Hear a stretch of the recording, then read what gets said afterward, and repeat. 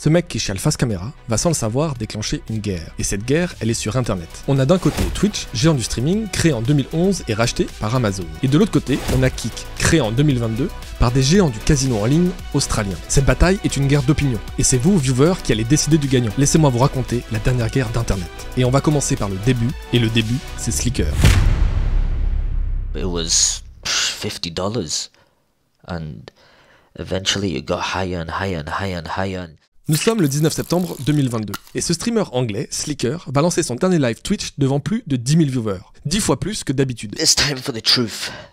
Il vient d'avouer en live qu'il a dilapidé les $300 000 empruntés à sa communauté, et ça à cause d'une seule chose. This is what gambling has done for me.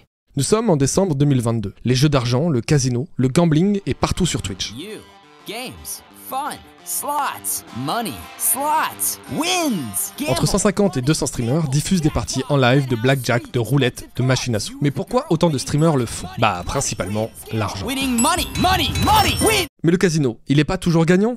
Bah ça dépend. Ça dépend si vous jouez votre propre argent. Comme ça, 200 000 balles! Je vais vulgariser le modèle économique, car il est très efficace. Tous les contrats ne sont évidemment pas identiques, mais le plus répandu, c'est celui avec un principe de wager. Des streamers reçoivent des grosses sommes de la part des casinos à miser sur leur site. Cette somme, elle est bloquée par un wager. Un blocage qui oblige le streamer à devoir jouer et rejouer cet argent gratuit pour pouvoir le retirer. Donc des fois, les streamers gagnent et cash out, et des fois, les streamers perdent et ne sont pas payés. Mais les audiences, elles ne font que monter. Parce que les sommes, elles sont ahurissantes. And to see that money in your fucking face, it is so difficult to turn it down. Plusieurs personnes du milieu français m'ont indiqué en off avoir reçu des offres à 7 chiffres. Mais de l'autre côté de l'Atlantique, c'est encore pire. Le plus gros streamer casino, Trenvrek, a avoué avoir reçu plus de 360 millions de dollars dans une période de 16 mois. What the fuck? Mais comment c'est possible? D'où est-ce que sort tout cet argent? 500 000! Oh là là, 400 000. 400 000. 400 000. Et bah c'est simple, des viewers. Parce que comme à chaque fois, le profit, c'est nous. Les viewers sont fascinés par ce show, ils sont influencés à aller jouer, mais cette fois avec leur argent, leur propre argent. Et les pertes de tous ces joueurs permettent au casino d'être très rentable. D'ailleurs, sur le site SOS Joueurs, on peut aller lire des témoignages de joueurs tombés dans l'addiction. Pourtant, j'avais réussi pendant 2 ou 3 ans, mais c'est revenu avec Twitch et les casinos en ligne. En 6 mois, j'ai perdu 12 000 euros. Je m'appelle Arthur, j'ai 20 ans, et je suis accro aux casinos en ligne de crypto-monnaie. Par exemple, je les voyais gagner des sommes folles, et je me disais, pourquoi je ne pourrais pas transformer ces 25 000 en 40 000 ? Si vous avez un problème avec le jeu d'argent, n'hésitez pas à appeler ce numéro. Un coup de fil peut vraiment avoir beaucoup d'impact sur votre addiction. Et Twitch dans tout ça, il y a quand même un problème, ils ont une responsabilité. Il y a des jeunes viewers qui sont influençables, qui cherchent à regarder du jeu vidéo et qui peuvent tomber sur des streams de casino. Et Twitch ne fait rien, absolument rien. Parce que ces streams casino, ils font de l'audience. Et Twitch, ils aiment l'audience. En 2022, les scores du gambling commencent à dépasser Fortnite sur la plateforme. On parle de 60 000 viewers en moyenne, avec des pics à plus de 200 000. Le gambling entre pour la première fois dans le top 10 des catégories les plus regardées. C'est la folie. Jusqu'à... Les aveux spectaculaires de Slicker provoquent une prise de conscience. Dans la même journée, plusieurs gros streamers s'opposent publiquement au gambling. If they still don't ban gambling by then, we get a group of large streamers to go on strike and to not stream that whole week, because that would really, that would really fuck up. Une menace de grève, putain. La première grève de Twitch. Et pas à n'importe quel moment. Pendant Noël, le moment où l'audience sur la plateforme est la plus forte. Le coup de pression est réel. Twitch va répondre directement le lendemain avec ce communiqué. Les jeux d'argent sur Twitch ont été un grand sujet de discussion dans la communauté. Nous ferons donc une mise à jour de notre règlement le 18 octobre pour interdire la diffusion en continu de sites de jeux qui incluent des machines à sous, des jeux de roulette ou des dés qui ne sont pas autorisés aux États-Unis. Ça y est, les streamers ont gagné, bravo à eux. Donc là, si je vais sur Twitch, que je tape slots pour voir s'il y a des machines à sous, ah merde. Il reste encore des lives de casino? Alors pour bien comprendre, il faut aller voir une des seules interviews où le CEO de Twitch, Dan Clancy, parle de gambling. What actually is banned in terms of gambling on Twitch? Ah oui, l'interview elle est faite par Philian, c'est une VTuber, c'est-à-dire que c'est une streameuse qui est représentée par un avatar en 3D. Moi aussi ça m'a surpris. People can decide what they want to watch, but the thing that was growing was these unregulated offshore gambling sites. Ce n'est donc pas les jeux d'argent qui ont été bannis, mais uniquement certains sites. There's no problem with streaming gambling, but we do have a problem if you're streaming these unregulated third-party sites. Ce sont donc 4 sites que Twitch considère comme illégaux car ils ne respectent pas la réglementation américaine. Les sites inclus dans ce ban sont stake.com, rollbit.com, duelbits.com et roulette.com. Mais alors pourquoi Twitch n'a pas entièrement interdit le gambling? Ça n'a aucun sens. Comment le CEO peut dire « Ok, le gambling c'est ok sur notre plateforme ». There's no problem. I'm streaming gambling. Et une autre information qui est apparue lors de mes recherches, c'est qu'une semaine avant le communiqué de Twitch, Amazon, qui détient Twitch, a signé un énorme contrat avec DraftKings. DraftKings, c'est un énorme service de paris sportifs et de jeux d'argent qui, lui, est régulé aux États-Unis. On n'a aucune information qui prouve que ces deux événements sont reliés, mais on peut quand même se poser la question. Twitch n'aurait donc peut-être pas pris ces mesures pour des questions morales, mais plus pour des questions financières. Mais continuons. Dans le communiqué, il y a un site, Stake, qui est cité avant les 3 autres. Et c'est tout sauf un hasard. C'est même une déclaration de guerre. Stake est de loin le casino en ligne aux pratiques de communication les plus agressives. Pour vous donner une idée, voici à peu près leur stratégie. Tous les plus gros streamers casinos sont en exclusivité avec eux. Renvrek, Adin Ross, ISQC, Hochstein. Et en France, on a Tuffer, Hacker, Kawabuga, Taour. Ils sponsorisent l'UFC, une équipe de foot anglaise et une écurie de F1. Ils ont même acheté Drake. Quand je dis acheter, c'est qu'ils ont un énorme partenariat avec le rappeur. Il fait des stories et il fait des streams devant 100 000 personnes où il fait la promo du casino. Eddie, what I tell you, it's my night tonight. Dans cette séquence, Drake vient de gagner 17 millions à la roulette. C'est tout simplement ahurissant. Mais pourquoi Drake parie autant ? Bah évidemment parce que le casino lui donne énormément d'argent. D'après les rumeurs, son contrat équivaut à 10 millions de dollars par mois. C'est du jamais vu pour faire la promo d'un casino. Tiens, je viens de voir que sur le site, tu peux choisir même la roulette préférée de Drake. C'est un truc de ouf quand même. Alors pour Stake qui utilise Twitch comme sa vitrine principale, ce communiqué, c'est une bombe atomique. C'est comme si Coca-Cola dans les années 2000 pouvait plus diffuser de pub à la télé. C'est énorme. Twitch ne veut plus de Stake sur sa plateforme. La dernière guerre d'internet peut commencer.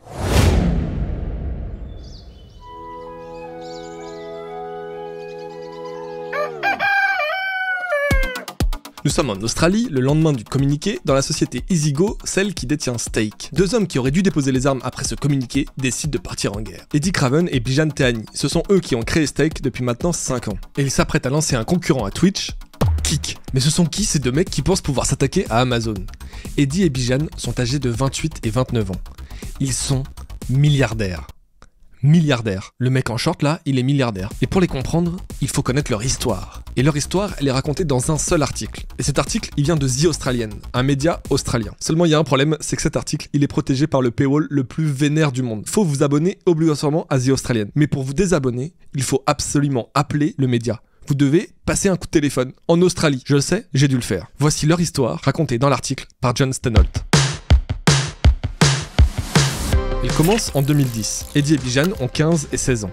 Ils ne se connaissent pas encore, normal, Eddie vit en Australie et Bijan aux États-Unis. Mais les deux ados ont un point commun, ce sont de vrais geeks. Le seul problème, c'est qu'ils viennent de familles modestes. Et quand t'es un gamer et que t'as pas de thunes, et bah tu joues à des jeux sur navigateur. Et ils tombent sur RuneScape, un MMO free-to-play, sorti dans les années 2000, qui ressemble à notre Dofus national. En plus moche quand même.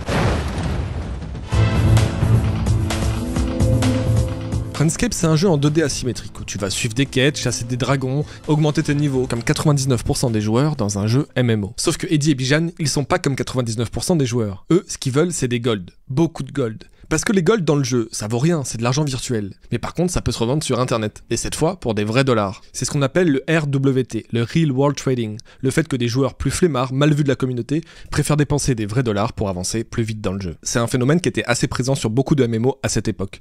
D'ailleurs, je sais pas si vous vous rappelez, mais il y avait une histoire sur WoW avec des prisonniers chinois qui minaient toute la journée pour pouvoir gagner de l'argent. Oui, c'est une histoire vraie. Mais revenons à notre sujet. Alors pour gagner un maximum d'argent dans le jeu, Eddie et Bijan vont monter un casino. Oui, un casino dans le jeu. Et faire participer des joueurs in-game. Mais comment on transforme un jeu en casino? Surtout que c'est pas des développeurs, hein, ça reste des joueurs classiques. Ils ont par exemple le jeu des fleurs. Lorsqu'un joueur plante une fleur dans le jeu, il y a plusieurs couleurs qui sont possibles aléatoirement. Vous proposez donc à un parieur de miser sur une des couleurs avant que vous la plantiez. C'est comme une roulette. Et des jeux comme ça, il y en a une dizaine. Il y a même un jeu qui consiste à faire du poker avec des fleurs.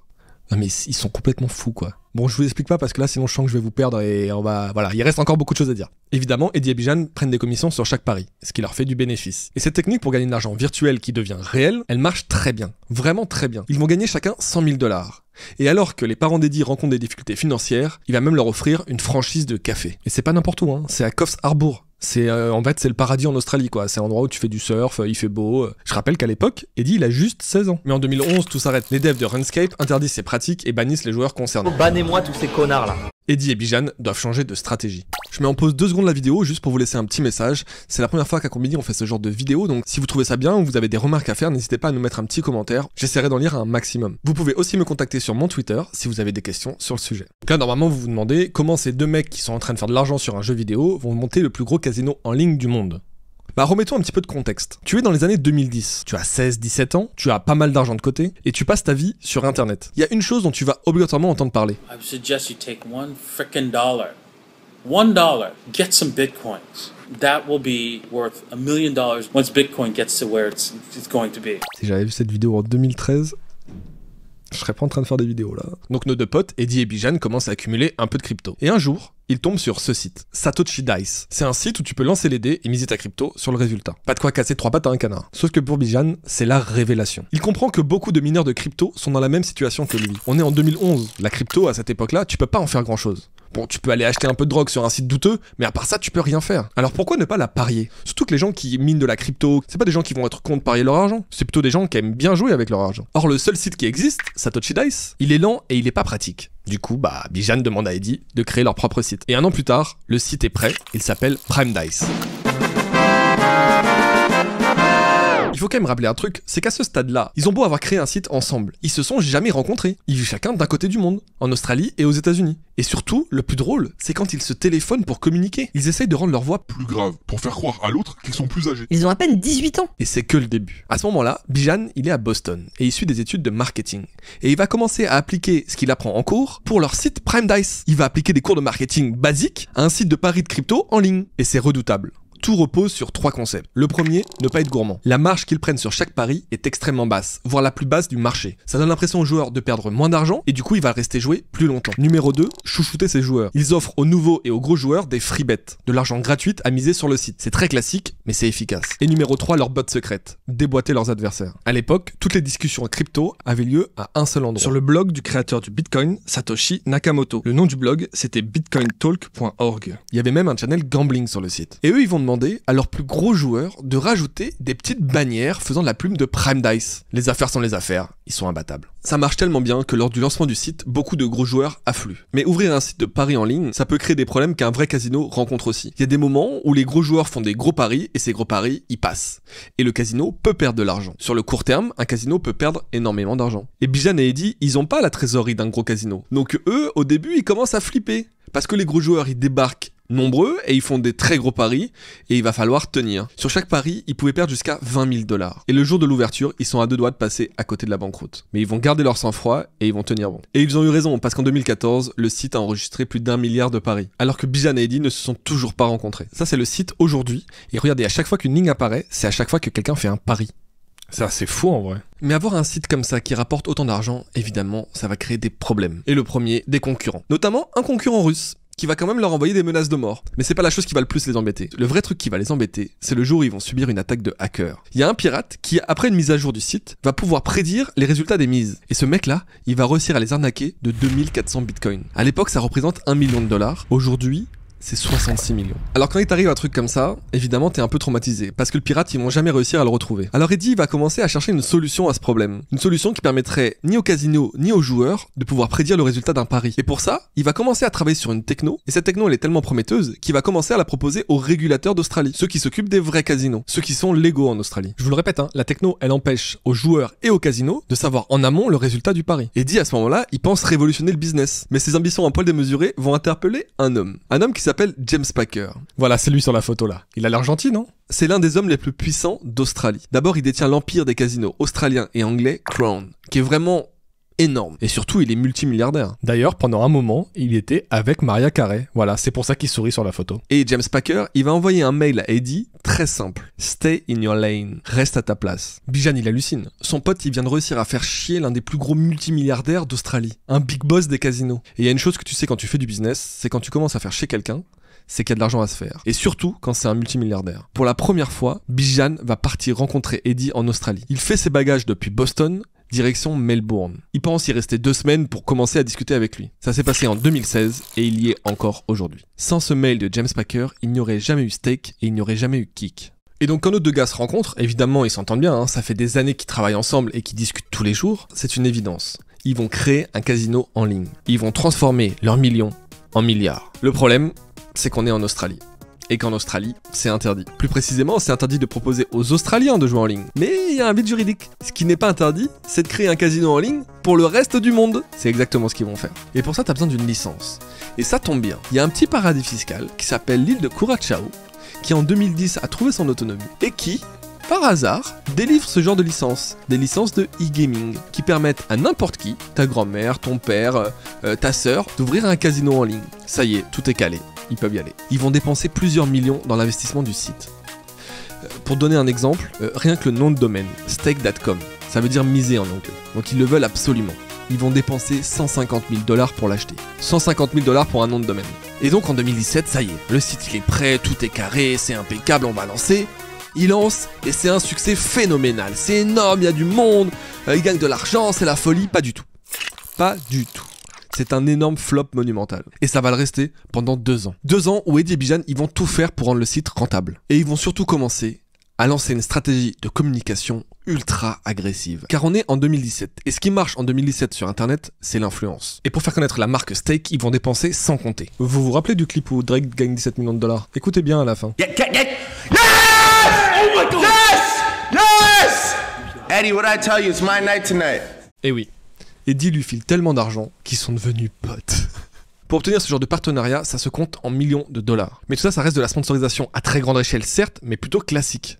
Là où ils vont vraiment être très bons, c'est qu'ils vont avoir le nez pour Twitch. Parce que nos 2 investisseurs, c'est quand même des anciens gamers. Ils se sont rencontrés sur Runescape. Donc Twitch, ils connaissent, ils l'utilisent tous les jours, en tant que spectateurs. Mais si on met un petit peu les choses dans l'ordre, quand ils aiment quelque chose, par exemple, quand ils ont découvert Runescape, ils en ont fait un casino. Quand ils ont découvert les cryptos, ils en ont fait un casino. Bah, quand ils ont découvert Twitch...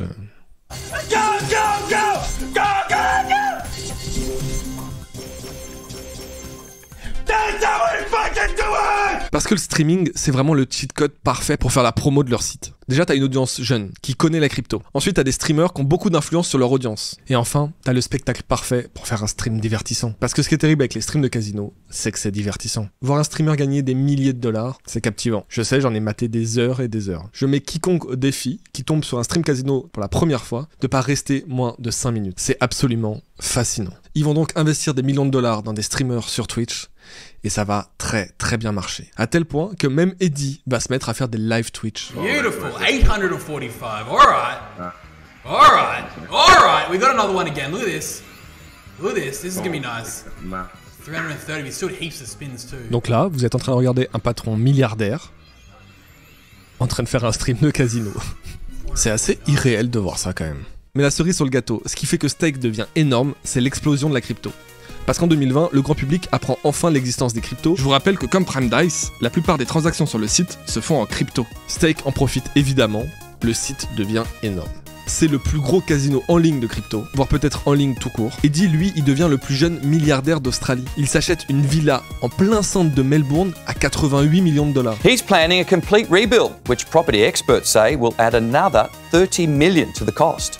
Pour Eddie et Bijan, à ce moment-là, c'est vraiment l'apothéose. Ils sont partout sur Twitch, ça cartonne, les chiffres sont énormes et l'argent coule à flot. Mais évidemment, à un moment... Et c'est donc après l'interdiction de Twitch de diffuser leur site qu'ils vont décider de créer un concurrent, Kick. Il faut quand même rappeler que Eddie et Bijan jouent en permanence avec la légalité. Lorsqu'on cherche le siège social de Stake sur le site internet, on tombe sur cette adresse à Curaçao. Ça paraît évident qu'une société qui rapporte des millions ne se trouve pas comme ça au milieu d'une île perdue du Pacifique. La vraie adresse se trouve à Melbourne sous le nom EasyGo. C'est la société qui détient Stake et Kick. On y reviendra dans la deuxième vidéo. Et c'est de là que Eddie et Bijan dirigent les 2 sites. Autre problème, pour ne citer que ce qui se passe en France. Déjà, premièrement, le site est accessible en un clic, alors qu'il est absolument interdit en France de proposer des sites de casino en ligne. C'est interdit par la loi française. Il vous conseille même d'utiliser un VPN pour contourner la loi française. C'est pas marqué comme ça, mais c'est ce que ça veut dire. Pire, Stake vise directement le public français en sponsorisant des streamers basés à Malte. Ils sont basés à Malte car ils ont l'interdiction de le faire sur le sol français. Et vu que c'est interdit, la loi française ne vous protège pas en cas d'arnaque de Stake. Si un jour Stake décide de ne pas vous donner votre argent qui vous est dû sur votre compte, la loi française ne pourra pas vous protéger. Mais c'est pas vraiment ça qui me choque. Moi, ce qui me choque, c'est plus la question morale. Est-ce que pour vous, c'est normal qu'un site utilise l'influence de sportifs, de streamers, d'artistes pour faire la promotion d'un milieu qui engendre beaucoup d'addictions? Si on parlait de promouvoir des cigarettes ou de l'alcool, peut-être verriez-vous les choses différemment. Selon vous, un joueur addict est-il le seul responsable de son addiction? Ou bien le site et les influenceurs ont aussi leur part de responsabilité?